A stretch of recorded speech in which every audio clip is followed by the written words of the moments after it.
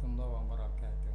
Halo semuanya, kami harap kalian dalam keadaan sehat walafiat ya. Benar banget Kak, apalagi di bulan puasa ini rasanya haus dan lapar itu jadi satu ya. Nah bener banget Kak Afan, tapi di bulan puasa gini harusnya Poviewers ini tidak males-malesan ya Kak. Malah kita tuh harus rajin berlomba-lomba dalam mencari pahala. Oh ya Kak, gimana kalau kita kenalan dulu nih sama co-viewers? Apalagi di Pos Madani selalu berbeda ya hostnya di setiap episode. Nah bener banget, gak afdol kan kalau kalian nonton tapi gak kenal sama hostnya. Oke, perkenalkan nama aku Jasmine Putri Lestari. Dan aku Avandal Firdaus. Kami selaku host dalam episode Posmada kali ini. Oke, tema dari episode Posmada kali ini adalah upgrade diri di bulan suci Ramadan sebagai momentum produktif. Menarik banget Kak temanya. Tapi sebelum masuk ke sesi perbincangan santai, gimana kalau kita kenalan dulu nih sama narasumbernya? Iya Kak. Oke, assalamualaikum warahmatullahi wabarakatuh. Waalaikumsalam warahmatullahi wabarakatuh. Salam untuk anak-anakku semuanya kelas 10, 11, 12 SMA Ma'arif NU Pandaan.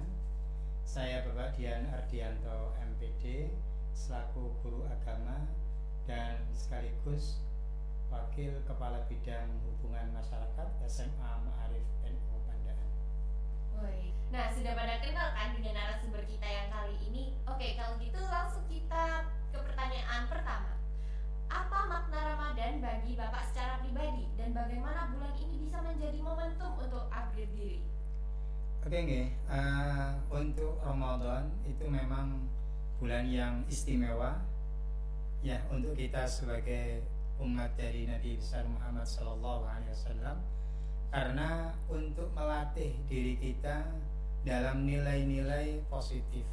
Karena peran daripada Ramadan ini adalah la'allakum tattaqun, yaitu bagaimana peningkatan upgrade ketakwaan kita kepada Allah Subhanahu wa Ta'ala melalui ibadah puasa.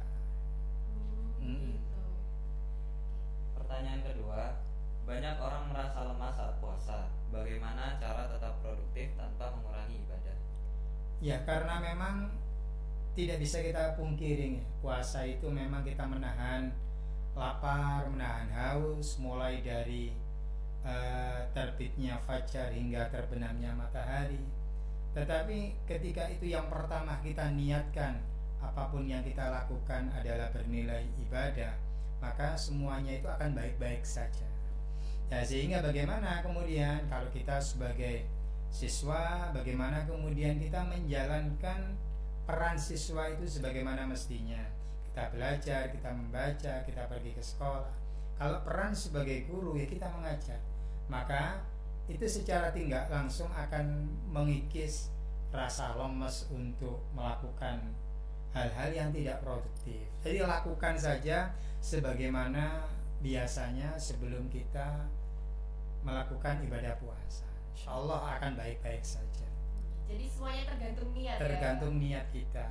Oke. Pertanyaan selanjutnya, bagaimana strategi mengatur waktu antara ibadah, pekerjaan, dan istirahat selama Ramadan? Ya, insya Allah kalau kita di bulan suci Ramadan, waktu luang kita sebenarnya lebih banyak. Banyak sekolah-sekolah itu yang memang libur lebih panjang, sehingga bagaimana kita mengatur waktu itu.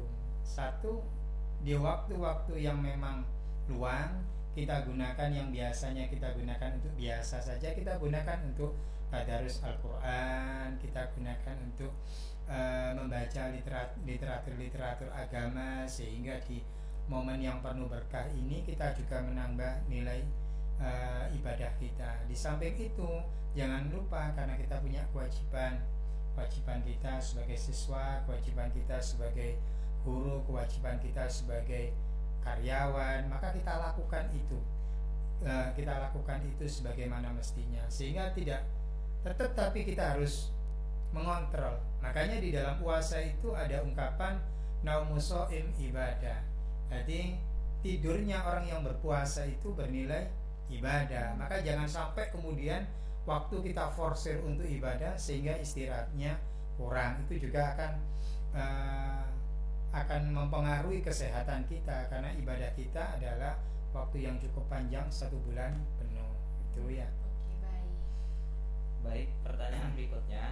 apa kebiasaan terbaik yang bisa dibangun selama Ramadan agar tetap produktif setelahnya? Di dalam puasa Ramadan ini ada 3 amalan yang memang tidak ada di selain Ramadan. Yang pertama adalah puasa. Ya, bagaimana kemudian ketika puasa ini kita lakukan dengan baik, secara nggak langsung cara pola makan kita juga akan lebih teratur.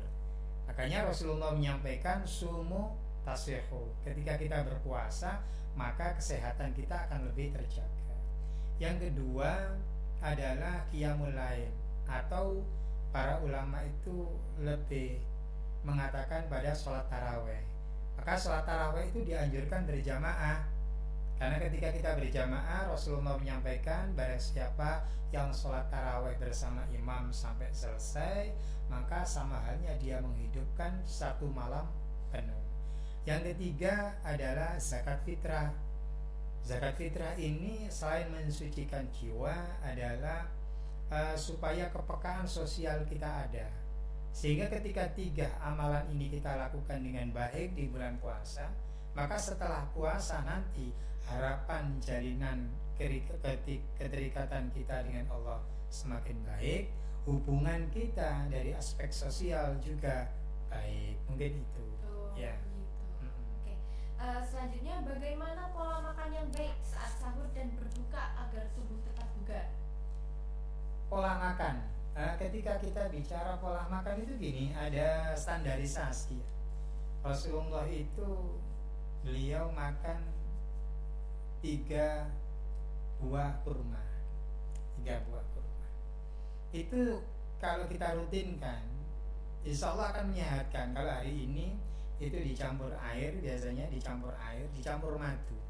Nah, pola makan ini ya memang kalau kita di Indonesia ini ya agak terlalu asing. Yang terpenting adalah sumu, kemudian kita disuruh berpuasa, watasaharu, dan kemudian kita disuruh puasa, tapi kita disuruh untuk sahur. Sahur dengan apa? Yang namanya sahur itu nggak harus kita selesaikan 1 piring penuh, nggak harus. Tapi sahur itu adalah memasukkan sesuatu ke dalam diri kita. Itu saja, bisa dengan air, bisa dengan kurma. Yang terpenting itu dilakukan. Yang terpenting wala tusrifu, tidak melebihi kapasitas, karena setiap orang kan memiliki takaran masing-masing. Ada yang 1 piring sudah selesai, ya sudah cukup dengan itu saja. Ya, cukup dengan itu, dengan menu yang biasanya kita makan di rumah kita masing-masing. Insya Allah Allah akan jaga kesehatan kita. Baik, pertanyaan berikutnya. Ramadan sering dianggap waktu yang tepat untuk refleksi diri. Bagaimana cara melakukan evaluasi dan perbaikan diri secara efektif? Ya, karena memang dikatakan evaluasi kan di Ramadan itu, bagaimana kemudian kita diberikan waktu lebih banyak daripada waktu-waktu yang lain. Kita sering kemudian beraktivitas tanpa ada batas kadang itu ya. Kalau Ramadan ini sering kita kadang sebelum waktunya maghrib kita sudah di rumah ya. Kemudian kita mendengarkan tausiah sebelum berbuka, itu kan sering. Maka hal-hal seperti itu di waktu malam kita juga lebih sering bangun daripada tidurnya. Beda dengan hari-hari ketika kita tidak berpuasa. Maka di tempat itulah kita bisa merenungkan bagaimana eksistensi diri kita. Kita ini dari siapa, kemudian dilahirkan dari siapa, dan akan kembali kepada siapa. Ketika itu dijadikan bahan renungan kita, fadzakir fa inna dzikra tanfa'ul mu'minin, kan gitu. Ketika kita mau merenung tentang diri kita, maka itu akan lebih punya daya manfaat lebih besar, karena yang tahu kelemahan dan kelebihan diri kita ya diri kita sendiri. Nah itu kemudian kita gunakan waktu-waktu malam itu untuk merenungkan itu. Ya. Jadi puasa tahun ini harus lebih baik dari tahun Ya kemarin. jelasnya kan setiap tahun harus ada peningkatan. Gitu. Nah, lalu bagaimana sih cara meningkatkan spiritualitas dan kedekatan dengan Tuhan mengatakan gini, fasilitas ataupun kurikulum Ramadan itu luas, ya, luas, mulai kalian mulai bangun tidur sampai tidur lagi, itu nilai ibadahnya full ya. Jadi bangun kita itu ketika kita mengisi dengan apapun itu akan dihitung ibadah. Bahkan tidur kita saja di dalam puasa itu nilai ibadah. Maka ingin meningkatkan kedekatan kita kepada Allah selain hal-hal yang sifatnya wajib ya, maka kita bisa menambah hal-hal yang sunnah, seperti kita khatamkan Al-Quran, seperti kita perbanyak tadarusnya, seperti kita mudahkan atau ringankan tangan kita untuk sedekah, kita tingkatkan belajar kita. Semuanya itu akan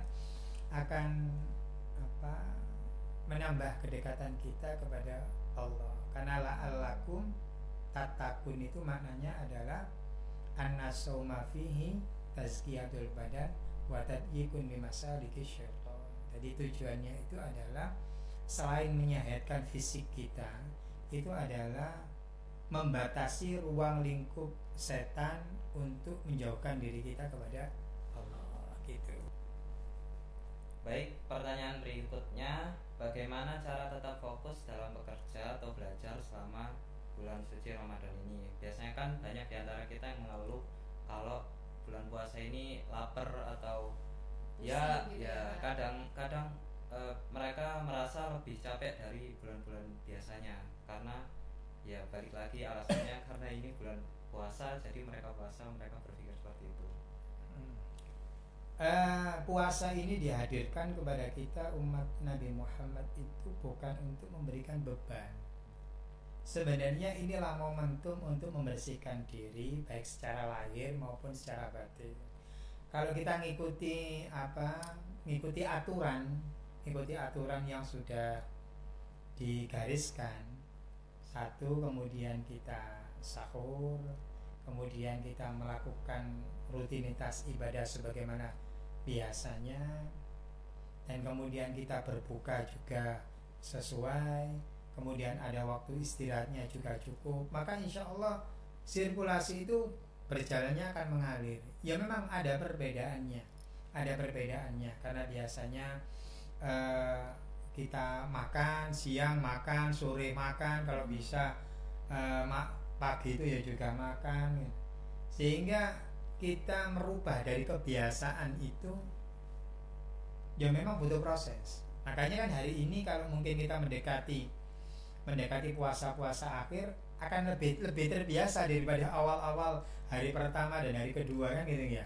Ini kenapa? Karena sebenarnya segala sesuatu itu tergantung kebiasaan saja. Kalau ini akan terbiasa, maka akan terbiasa gitu. Baik.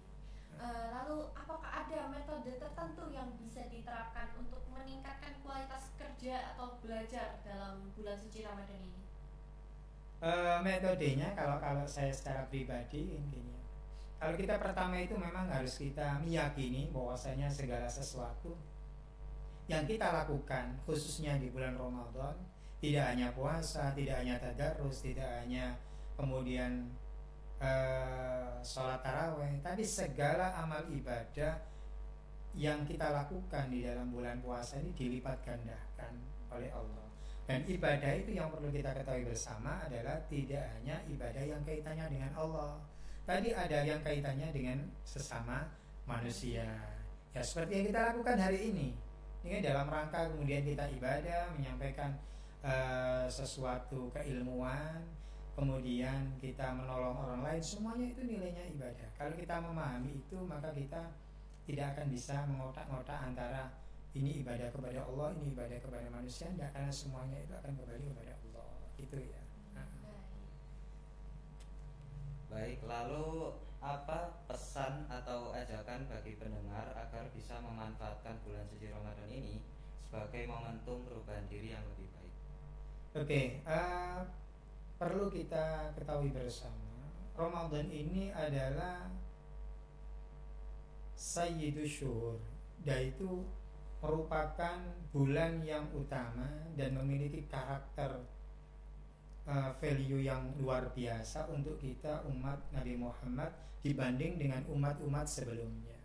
Karenanya Ramadan itu datang hanya 1 tahun sekali, karena ini nilai yang luar biasa dan di dalamnya diturunkan malam Lailatul Qadar dan diturunkan juga di dalamnya adalah Al-Quran. Maka manfaatkan sebaik-baiknya dengan mendekatkan diri kita kepada Allah, bisa melalui hablum minallah, puasa, kemudian sholat taraweh, tadarus, atau bisa melalui sesama manusia yang disebut dengan hablum minannas, membantu orang lain dalam hal-hal yang baik. Mungkin itu. Baik, itu tadi adalah beberapa tips dan pesan-pesan yang sudah disampaikan oleh Pak Dian. Kita harap kalian setelah mendengarkan podcast ini makin semangat dalam mencari pahalanya di bulan suci Ramadan. Kami dari Kosnada mengucapkan terima kasih yang sebesar-besarnya kepada Pak Dian karena sudah mau berkenan hadir dan sharing-sharing tentang Ramadan ini. Kami selaku host pamit undur diri. Tunggu dulu Afan. PPDB di SMA Ma'arif Enduk Pandaan masih dibuka loh. Untuk info selengkapnya kalian bisa cek barcode di sini. Jangan sampai ketinggalan ya. Nyesel loh kalau nggak sekolah di Semarifda. Kami selaku host pamit undur diri ya teman-teman. Selamat menunaikan ibadah puasa. Assalamualaikum warahmatullahi wabarakatuh. Waalaikumsalam warahmatullahi wabarakatuh.